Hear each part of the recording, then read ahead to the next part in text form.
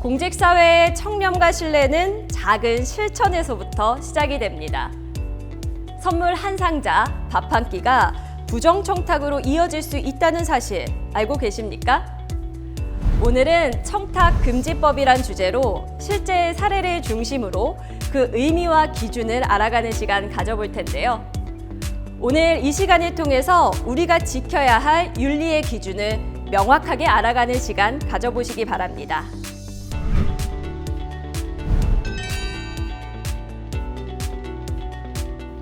그럼 오늘 이 자리를 함께해 주신 전문가분 소개해 드리겠습니다.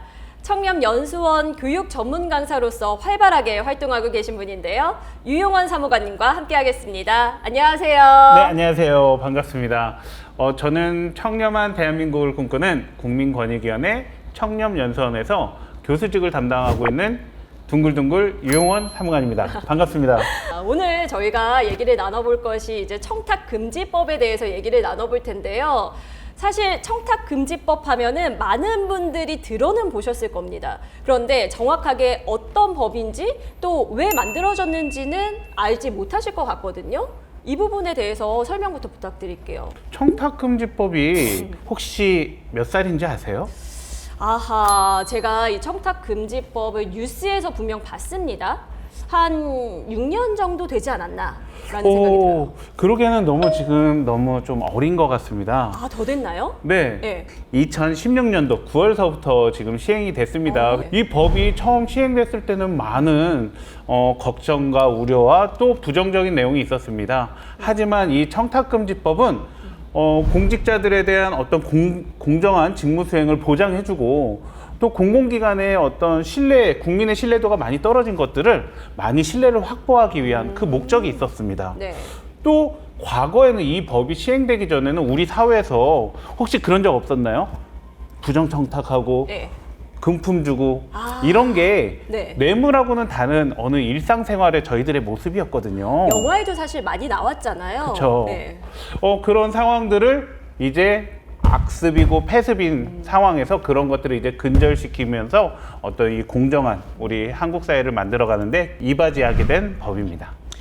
말씀 들어보니까 공공기관을 신뢰할 수 있다는 거는 사회의 건강도와 또 연결이 되는 게 아닌가라는 생각도 들거든요.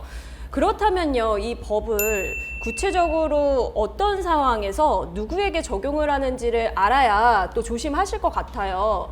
교육 현장의 교사분들에게도 제가 알기로는 적용이 되는 걸로 알고 있는데 포함이 되는 건가요? 저희 이 청탁금지법은 국민권익위원회에서 소관하는 법령 중에서 네. 가장 넓은 대상을 적용하고 있습니다. 아나운서님 혹시 지금은 프리랜서이신가요? 네. 근데 그 전에 언론사에서 소속되셨었죠? 네. 그렇다면 아나운서님도 청탁금지법에 적용되셨었던 거 아세요? 누가 저 몰래 거기에 적용시켰대요? 그러게요. 저는 소속된 적이 없었는데요, 거기에. 혹시 아나운서 생활하시면서 혹시 큰 금품이나 부정청탁 받으신 거 없나요? 저는 당당합니다. 저는 단 일어난 분도 남의 선물이나 밥을 먹지 않았습니다. 원래는 알고 계셨을 텐데 네. 지금은 좀 시간이 지나서 약간 그렇게 착오를 말씀하셨을 수도 있는데 청탁금지법은요 가장 넓은 대상 적용을 합니다. 즉 우리 공직자들은 기본인 거고요. 그 다음에 우리 학교에 있는 학교의 임직원분들, 더 나아가서는 공무수행사인, 더 나아가서는 우리 일반 국민들도 상황에 따라서는 네. 이 청탁금지법에 적용이 될 수가 있습니다. 그렇군요. 그러면은 생각보다도 범위가 넓네요. 그렇죠. 넓고 우리 일상생활에서 항상 적용될 수 있는 법인 겁니다. 근데 다만 조금 이제 다른 분들이 착오를 할 수 있는 게 예를 들어 학교에서 직접 채용한 우리 방과후 선생님 같은 경우는 청탁금지법에 적용이 되지만 네. 학교에서 위탁을 해서 위탁된 업체에서 채용된 방과후 교사님 같은 경우는 이 법을 적용받지는 않습니다. 그렇기 때문에 조금 이 법에 대해서는 일단 세부적으로 알 필요까지는 없겠지만 그래도 내가 이 법의 적용 대상인지는 네. 조금 알아야 될 기본 상식이진 않을까 싶습니다. 해당되시는 분들은 꼼꼼하게 체크를 해보시는 게 좋을 것 같고요. 조금 인상적인 거는 같은 공간에서 일을 하더라도 내가 어디에 소속되느냐에 따라서 법의 적용이 달라진다라는 것도 알아둬야 될 것 같아요. 그럼요. 네. 그렇다면요, 저희가 조금 더 구체적으로 어떤 사례들에 있는지 한번 살펴보면서 이런 사례에서는 어떻게 해야 된다까지도 저희가 알려드리도록 하겠습니다. 화면 보면서 얘기 나눠보시죠.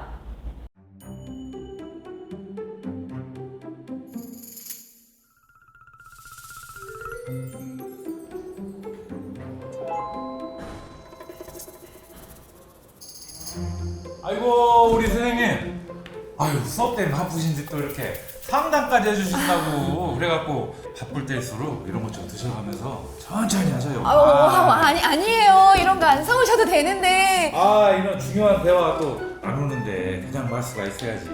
이거 내가 얘기 안 하면 아무도 모르는 거니까 맛있게 드시면 돼요. 아니, 불편하게 왜 이러시지?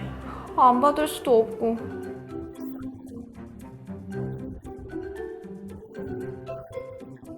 아직도 이러시면 선생님들 정말 곤란해요. 아.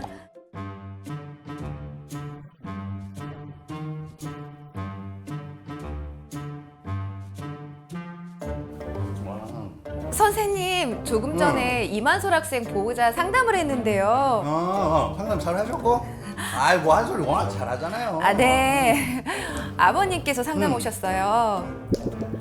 아버님. 네. 근데 커피랑 쿠키를 사갖고 오셨는데. 이 쿠키네. 이럴 때 법에 저촉되는 거 아닐까요? 이 선생님, 그걸 이제 말씀하시면 어떡해요?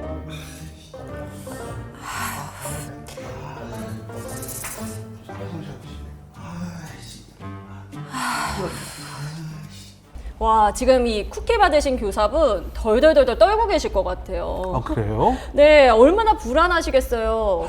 이런 경우 어떻게 해야 될까요? 이미 받았는데 불안한 상황 어떻게 대처해야 되나요? 그러게요. 어떻게 대처할까요? 저 같으면 어떻게 네. 했을 것 같으세요? 그냥 마음의 소리가 들립니다. 그냥 드셨을 것 같은데요? 그렇게 생각할 수도 있겠지만 네. 저는요 네. 그렇진 않습니다. 그냥 저는 받은 즉시 바로 거절하셔야 됩니다. 그 현장에서 거절해야 되고요. 만약 그냥 몰래 놓고 가신 경우라면 네. 그거 어떻게 할 수가 없잖아요. 돌려줘야 돼요. 그럴 경우에는 학교 교감 선생님, 즉 청탁 방지 업무 담당관에게 그것을 바로 인도를 하고 되돌려줘야 됩니다.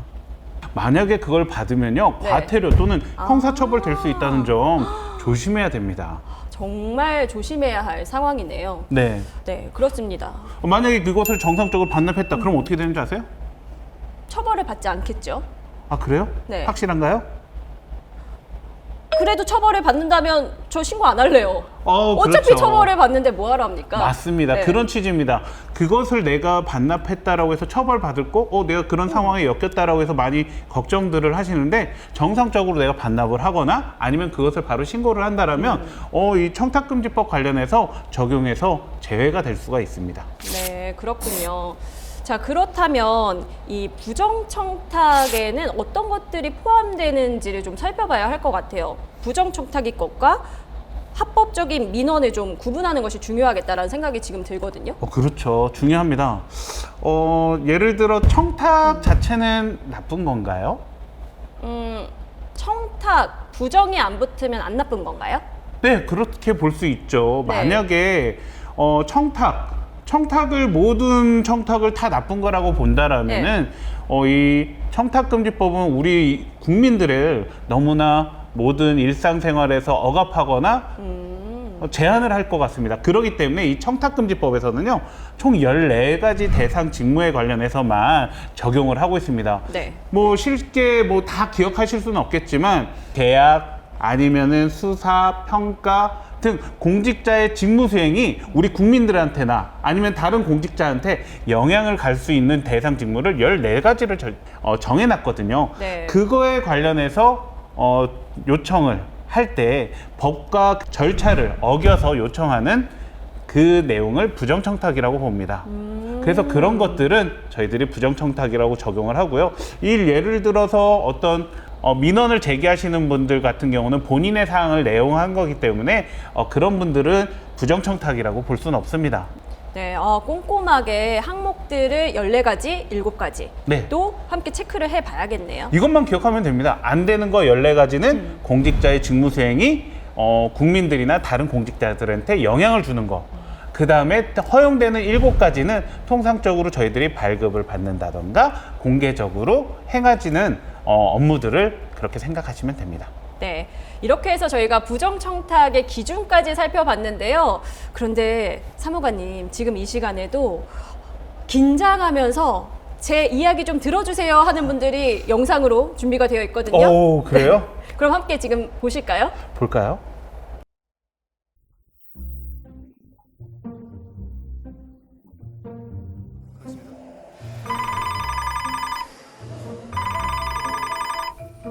네, 사장님.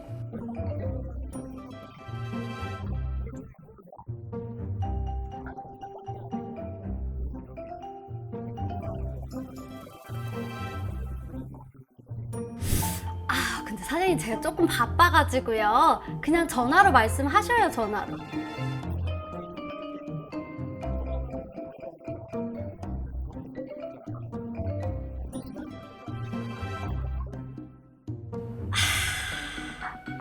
아니, 싫다는데 왜 자꾸 만나자는 거죠? 가끔 업무적으로 아쉬울 때도 있고 해서 진짜 딱 잘라서 거절을 못 하겠고 도대체 왜 만나자는 건지 모르겠어요. 저는 정말 만나고 싶지 않습니다.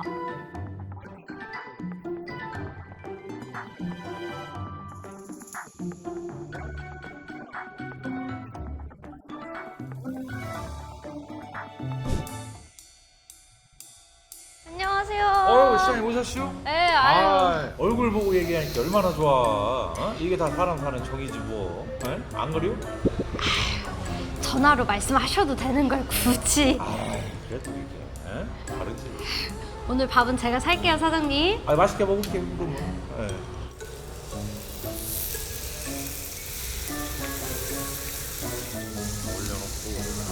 아예 드세요. 형이- 진짜 드세요. 아예 괜찮아요. 아예. 이거 해야 되는 거 아니야? 너무 많이 먹어. 화장실 좀.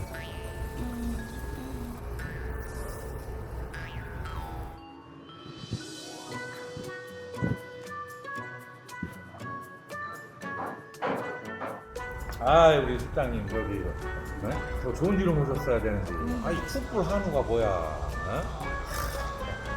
내가 다음에 더 좋은 일을 모실 테니까 왜 우리 학교에 뭐 있잖아 봉사나 뭐 이런 거 잘 부탁드려요. 잘할게. 알았죠? 나오지 말걸. 오늘 여기 오는 게 아니었어. 너무 부담스럽다. 이 상황에서는 사실 전화를 받을 때부터 거절을 했어야 되는데 말이죠. 전화를 거절하실 수 있겠어요? 소고기를 사준다는데? 그러니까 거기서 조금 걸리긴 하는데 그러니까 이런 결과가 나온 거 아닙니까? 아나운서님은 네. 이 상황에서 이 행정실장 관련해서는 네. 어떻게 대처를 하시겠습니까? 아나운서님 입장에서는요. 저는 돈을 계산한 금액을 다시 그분께 드릴 거예요. 그리고 영수증 청구를 해서 신고하겠습니다. 역시 언론사에서 소속되셔갖고 어떤 몸에서 뵌 게 나오시나 봐요. 네. 저라면은요 가장 정답은 이렇게 말씀을 드리고 싶습니다. 안 만나는 게 중요하겠죠. 그렇지만 어쩔 수 없이 만나서 한다라면 이제 저희들이 생각해야 될 거는 직무 관련성을 봐야 됩니다. 그것도 일반 직무 관련성이 아니라 민감한 직무 관련성, 즉 행정실장과 이 업체 사장하고는요 네. 밀접한 직무 관련성이거든요. 이 상황에서는 원래는 단 1원도 먹어서는 안 됩니다. 오히려 행정실장이 돈을 계산을 해야 되는 상황인데 얻어먹은 거죠. 이 상황에서는 만약에 청탁금지법을 적용한다라면은 청탁금지법 제8조 2항에 적용해서 100만 원 이하 금액을 먹어서는 안 됩니다. 즉 1원도 안 되는 건데 먹었어요. 그렇게 되면은 형사처벌 대상이 됩니다. 어떡해요, 그러면? 지금은 이 상황이 만약에 계산하는 상황으로만 갈 수 있다라면 네. 이거는 본인이 해야 됩니다. 행정실장이. 네. 그렇기 때문에 가장 좋은 정답은 이 밀접한 직무 관련자하고는 즉 계약업체 뭐 학교 기관에서는 학생하고 학부모와의 관계는 불필요한 만남은 멀리하고, 그다음 금전적인 관계에서는 민감한 직무 관련자 간에서는 오히려 공직자가 사는 게 정답입니다. 네, 여러분 잘 아셨죠? 현명한 거리 유지를 하시는 것이 좋을 것 같습니다. 이거 안 지키면 우리 포도리가 철컹철컹 요놈 잡았다 그럽니다. 요놈 잡았다! 잡았다. 네. 자, 이렇게 해서 저희가 사례를 통해서 얘기를 나눠봤는데요. 이번에는 또 이곳에 교육 현장에서 힘쓰고 계시는 분들을 함께 모시고 얘기를 나눠보도록 하겠습니다. 여러분, 어서 오세요. 질문이 있으시다고 들었는데요. 어떤 분께서 해주실까요? 네. 제가 가끔 직무 관련 강의를 나갈 때가 있습니다. 교사 연수 강의료는 얼마까지 받을 수 있나요? 얼마까지 받을 수 있을까요? 이게 금액이어서 좀 민감한 부분이긴 하겠어요. 그쵸. 이게 외부 강의는 아무래도 직무 관련자, 내 직무와 관련해서 강의를 하고서 대가를 받는 거기 때문에 원래는 금품수수로 보여지는데 그거의 하나의 다른 방향으로 해서 이제 외부 강의로 해서 저희들이 법적으로 내용을 명시를 하고 있는데요. 일반 저 같은 공무원이나 공직자들은요, 1시간에 최대 40만 원을 받을 수 있고, 네. 거기서 2시간이 될 때는 거기에 150%, 즉 20만 원 더해서 60만 원까지 받을 수 있습니다. 다만 학교 임직원분들은요, 1시간에 100만 원까지 가능하고 그 이상의 어떤 제한 사항은 딱히 저희 청탁금지법에서 명시되고 있지는 않습니다. 해결이 잘 되셨을까요? 근데 선생님, 만약에 그거보다 더 많은 돈을 받으신다면 어떻게 하시겠어요? 눈동자가 흔들리시는데요. 네, 지금 요동치고 있습니다. 일단 확인이 됐을 때 그때 바로 이제 행정실장님한테 연락을 드려가지고 반환을 할 것 같습니다.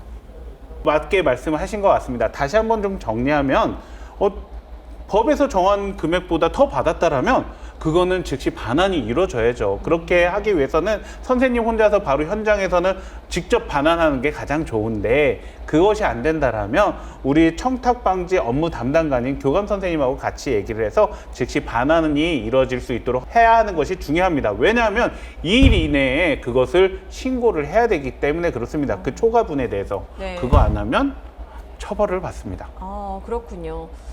그 자리에서 반환을 안 하면 어찌됐든 골치 아픈 일들이 생기는 거예요. 그쵸. 네, 뭔가를 더 해야 되고 신고해야 네. 되고, 그러니까 더 일들이 늘어나기 때문에 그 자리에서 반환하는 것이 가장 좋을 것 같다라는 생각이 듭니다. 네, 맞습니다. 자, OX 퀴즈 시간 가져보도록 할 텐데요. 여러분, O 아니면 X의 팻말을 질문을 듣고 들어주시면 되겠습니다. 담임 선생님이 결혼을 하신다고 합니다. 축하하러 학부모님이 가실 거예요. 그렇다면 이 가셨을 때 축의금을 할 수 있다, 없다. 있다는 O, 없다는 X. 들어주시죠. 옆에 분 거 보시면 안 돼요. 거의 반반인 것 같은데요. 그러면 의견을 좀 들어봐야 될 것 같은데, O라고 생각하신 이유가 있으실까요? 청년 교육을 받을 때마다 5를 강조하시더라고요. 그럼 5만 원까지는 가능하지 않을까요? 그렇죠. 일반적인 관계에서는 어떤 직무 관련자라도 5만 원 경조사비는 가능할 것으로 여러분들 일반적으로 알고 계시겠지만, 우리 충남교육청 관련된 우리 직무 관련자, 즉 학생과 학부모와 선생님 간의 관계는 좀 생각을 해야 됩니다. 왜냐하면 우리 평가하고 상시 민감한 어떤 직무 관련성을 가지고 있는 관계라면 원래 5만 원이 될 거라고 생각하시겠지만 이론도 안 됩니다. 왜냐하면 그 경조사비로 인해서 그 평가에 대한 영향력을 가기 때문에 5만 원, 다른 상황에서는 될지라도 우리 선생님과 제자 간의 관계에서는 단 1원도 안 됩니다. 그렇군요. 이렇게 해서 저희가 청탁금지법에 대해서 좀 알아봤습니다. 말씀을 들어보니까요, 이 선생님이 된다라는 것은 학생들만 잘 가르쳐서 되는 것이 아니라 지켜야 할 것들, 그리고 관계를 유지해야 할 것들이 참 많다라는 생각이 들었고요. 정말 다시 한번 이런 것들을 모두 노력해주고 계시는 선생님들 감사하다는 말씀 드리고 싶습니다. 같이 할까요? 선생님, 감사합니다. 감사합니다. 자, 그리고 좋은 말씀 주신 둥글둥글 둥글둥글. 유용원 사무관님 감사합니다. 감사합니다. 법은 지키기 위해 존재하지만 결국 우리가 지키고자 하는 것은 사회의 신뢰와 공동체의 정의가 아닐까요? 오늘 함께한 이야기처럼 작은 실천이 큰 변화를 만듭니다. 청탁금지법은 공직자의 윤리 기준을 넘어서 우리 사회의 신뢰를 지키는 최소한의 약속임을 기억해 주시기 바랍니다. 함께해 주신 여러분, 다음 시간에 뵙겠습니다. 고맙습니다.